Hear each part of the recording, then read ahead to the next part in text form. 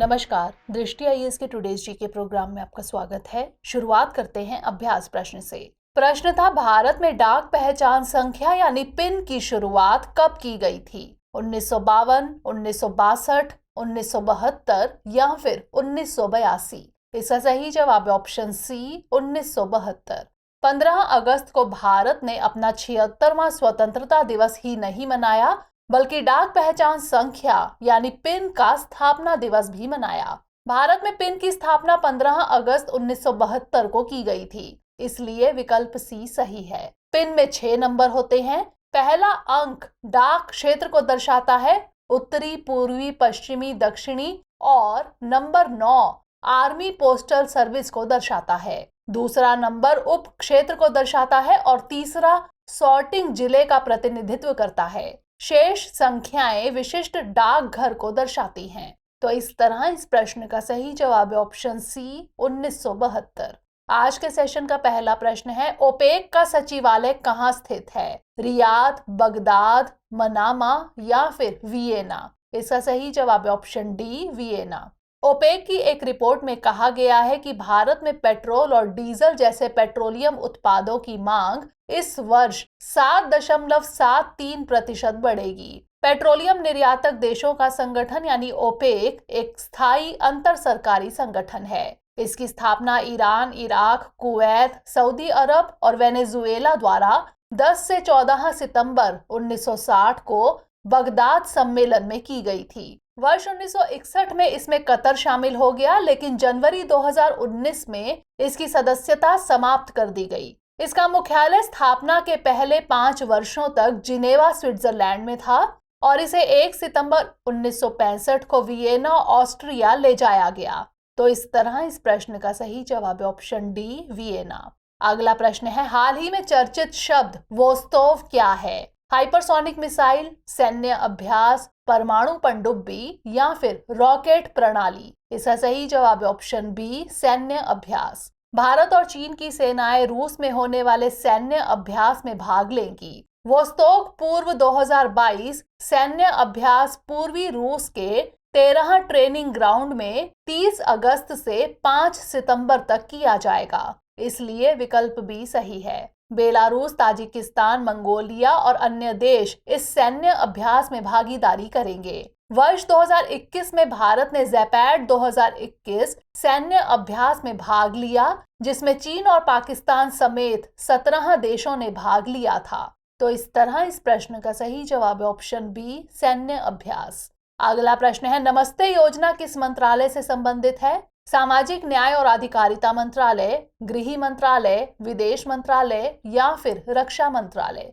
इसका सही जवाब है ऑप्शन ए, सामाजिक न्याय और अधिकारिता मंत्रालय। मशीनीकृत स्वच्छता पारिस्थितिकी तंत्र के लिए राष्ट्रीय कार्रवाई यानी नमस्ते सामाजिक न्याय और अधिकारिता मंत्रालय यानी MOSJE की एक केंद्रीय क्षेत्र की योजना है, इसलिए विकल्प ए सही है। यह MOSJE और आवास और शहरी मामलों के मंत्रालय यानी MOHUA की एक संयुक्त पहल है। नमस्ते योजना एक सक्षम पारिस्थितिकी तंत्र बनाकर शहरी भारत में स्वच्छता कार्यकर्ताओं की सुरक्षा और सम्मान की परिकल्पना करती है। उन्हें क्षमता निर्माण और सुरक्षा गियर और मशीनों तक बेहतर पहुंच के माध्यम से व्यावसायिक सुरक्षा प्रदान की जाएगी। इसके अलावा यह स्वच्छता कार्यकर्ताओं के प्रति नागरिकों के व्यवहार में बदलाव लाएगी। तो इस तरह इस प्रश्न का सही जवाब है ऑप्शन ए, सामाजिक न्याय और अधिकारिता मंत्रालय। अगला प्रश्न है, अंतर्राष्ट्रीय परिवहन मंच यानी ITF निम्न में से किससे संबंधित है? विश्व आर्थिक मंच, संयुक्त राष्ट्र, अंतर्राष्ट्रीय मुद्रा कोष या फिर आर्थिक सहयोग और विकास संगठन? इसका सही जवाब है ऑप्शन डी, आर्थिक सहयोग और विकास संगठन यानी OECD। हाल ही में कैबिनेट ने भारतीय परिवहन क्षेत्र में अंतर्राष्ट्रीय परिवहन मंच यानी ITF की गतिविधियों का समर्थन करने के लिए भारत और फ्रांस के बीच एक अनुबंध पर हस्ताक्षर करने को मंजूरी दी। आर्थिक सहयोग और विकास संगठन यानी OECD के अंतर्गत ITF 64 सदस्य देशों के साथ एक अंतर सरकारी संगठन है, इसलिए विकल्प डी सही है। यह परिवहन नीति के लिए एक थिंक टैंक के रूप में कार्य करता है और परिवहन मंत्रियों के वार्षिक शिखर सम्मेलन का आयोजन करता है। यह एकमात्र वैश्विक निकाय है जो सभी परिवहन साधनों को कवर करता है। इसका मिशन आर्थिक विकास, पर्यावरणीय स्थिरता और सामाजिक समावेशन में परिवहन की भूमिका को बढ़ावा देना है। तो इस तरह इस प्रश्न का सही जवाब है ऑप्शन डी, OECD यानी आर्थिक सहयोग और विकास संगठन। अगला प्रश्न है, पारंपरिक ज्ञान डिजिटल लाइब्रेरी यानी TKDL की स्थापना किस वर्ष की गई? 2000, 2001, 2002 या फिर 2003? इसका सही जवाब है ऑप्शन बी, 2001। हाल ही में केंद्रीय कैबिनेट ने पेटेंट कार्यालयों के अलावा उपयोगकर्ताओं के लिए पारंपरिक ज्ञान डिजिटल लाइब्रेरी यानी TKDL डेटाबेस की व्यापक पहुंच को मंजूरी दी है। TKDL 2001 में स्थापित भारतीय पारंपरिक ज्ञान का एक पूर्व कला डेटाबेस है, इसलिए विकल्प बी सही है। यह संयुक्त रूप से वैज्ञानिक और औद्योगिक अनुसंधान परिषद और भारतीय चिकित्सा प्रणाली और होम्योपैथी विभाग द्वारा विकसित किया गया है। यह विश्व स्तर पर अपनी तरह का पहला और अन्य देशों के लिए एक अनुकरणीय मॉडल के रूप में कार्य कर रहा है। इसमें वर्तमान में आयुर्वेद, यूनानी, सिद्ध, सोवा रिगपा और योग से संबंधित मौजूदा साहित्य की जानकारी शामिल है। इसमें जानकारी को 5 अंतर्राष्ट्रीय भाषाओं अंग्रेजी, जर्मन, फ्रेंच, जापानी और स्पेनिश में डिजिटल प्रारूप में प्रलेखित किया गया है। तो इस तरह इस प्रश्न का सही जवाब है ऑप्शन बी, 2001। अगला प्रश्न है, जस्ट ट्रांजिशन फंड किस समूह से संबंधित है? क्वाड, SCO, नाटो या फिर यूरोपीय संघ? इसका सही जवाब है ऑप्शन डी, यूरोपीय संघ। जस्ट ट्रांजिशन फंड जलवायु तटस्थता की ओर संक्रमण के लिए जस्ट ट्रांजिशन मैकेनिज्म के तत्वों में से एक है। यह यूरोपीय संघ की एक पहल है, इसलिए विकल्प डी सही है। यूरोपीय आयोग सदस्य राज्यों को हरित संक्रमण से सबसे अधिक नकारात्मक रूप से प्रभावित होने वाले क्षेत्रों की पहचान करने के लिए अनुदान प्रदान करता है। यह फंड आर्थिक विविधीकरण और संबंधित क्षेत्रों के पुनः रूपांतरण का समर्थन करता है। तो इस तरह इस प्रश्न का सही जवाब है ऑप्शन डी, यूरोपीय संघ। अगला प्रश्न है, निम्नलिखित में से कौन र्यूगु का सबसे अच्छा वर्णन करता है? शैवाल, स्तनपायी, आकाशगंगा या फिर क्षुद्र ग्रह? इसका सही जवाब है ऑप्शन डी, क्षुद्र ग्रह। जापान के हायाबुसा 2 मिशन को दिसंबर 2014 में लॉन्च किया गया था, जब अंतरिक्ष यान को 6 साल की यात्रा पर क्षुद्र ग्रह र्यूगु का अध्ययन करने के लिए भेजा गया था, इसलिए विकल्प डी सही है। क्षुद्र ग्रह चट्टानी पिंड है जो सूर्य की परिक्रमा करते हैं, जो ग्रहों की तुलना में बहुत छोटा है। इन्हें लघु ग्रह भी कहा जाता है। क्षुद्र ग्रहों को 3 वर्गों में बांटा गया है। सबसे पहले वे हैं जो मंगल और बृहस्पति के बीच मुख्य क्षुद्र ग्रह बेल्ट में पाए जाते हैं। दूसरा समूह ट्रोजन का है, जो क्षुद्र ग्रह हैं जो एक बड़े ग्रह के साथ कक्षा साझा करते हैं। और तीसरा वर्गीकरण नियर अर्थ क्षुद्र ग्रह यानी NEA है, जिसकी कक्षाएं पृथ्वी के करीब से गुजरती हैं। तो इस तरह इस प्रश्न का सही जवाब है ऑप्शन डी, क्षुद्र ग्रह।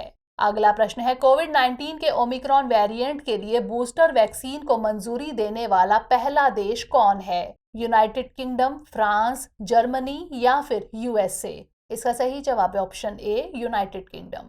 हाल ही में यूनाइटेड किंगडम कोविड-19 के ओमिक्रॉन वेरिएंट के लिए बूस्टर वैक्सीन को मंजूरी देने वाला पहला देश बन गया, इसलिए विकल्प ए सही है। यह वैक्सीन मॉडर्ना द्वारा बनाए गए कोविड-19 वैक्सीन का एक अद्यतन संस्करण है, जो 2 कोरोना वायरस वेरिएंट, जिसे द्विसंयोजक वैक्सीन के रूप में जाना जाता है, को लक्षित करता है। यह केवल वयस्कों के लिए बूस्टर के रूप में उपयोग के लिए स्वीकृत है। बूस्टर वैक्सीन की प्रत्येक खुराक में टीके का आधा हिस्सा मूल वायरस स्ट्रेन को लक्षित करता है और दूसरा आधा ओमिक्रॉन को लक्षित करता है। तो इस तरह इस प्रश्न का सही जवाब है ऑप्शन ए, यूनाइटेड किंगडम। अगला प्रश्न है, पार्टिकुलेट मैटर यानी PM 2.5 के मामले में विश्व स्तर पर प्रदूषण का उच्चतम स्तर किस शहर में है? दिल्ली, बीजिंग, ढाका या फिर कराची? इसका सही जवाब है ऑप्शन ए, दिल्ली। अमेरिका स्थित शोध संगठन हेल्थ इफेक्ट्स इंस्टीट्यूट यानी HEI द्वारा शहरों में वायु गुणवत्ता और स्वास्थ्य शीर्षक वाली रिपोर्ट प्रकाशित की गई है।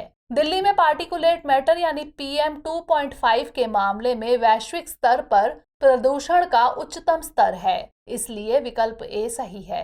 जबकि इस मामले में कोलकाता दूसरे उच्चतम स्तर पर रहा। यह रिपोर्ट दो सबसे हानिकारक प्रदूषकों PM 2.5 और नाइट्रोजन डाइऑक्साइड यानी NO2 पर केंद्रित है। NO2 के कारण सबसे प्रदूषित शहरों की सूची में शंघाई सबसे आगे है। तो इस तरह इस प्रश्न का सही जवाब है ऑप्शन ए, दिल्ली। अंतिम प्रश्न है, वेस्ट नाइल वायरस का नेचुरल होस्ट कौन है? मछलियां, प्राइमेट्स, चमगादड़ या फिर पक्षी? इसका सही जवाब है ऑप्शन डी, पक्षी। हाल ही में न्यूयॉर्क में वेस्ट नाइल वायरस यानी WNV के मामलों का पता चला है। WNV लोगों में स्नायविक रोग और मृत्यु का कारण बन सकता है। यह वायरस फ्लेवीवायरस जीनस का सदस्य है और फ्लेविविरिडे परिवार के जापानी एंसेफेलाइटिस एंटीजेनिक कॉम्प्लेक्स से संबंधित है। यह मुख्य रूप से संक्रमित मच्छरों के काटने से लोगों में फैलता है। पक्षी वेस्ट नाइल वायरस के नेचुरल होस्ट होते हैं, इसलिए विकल्प डी सही है।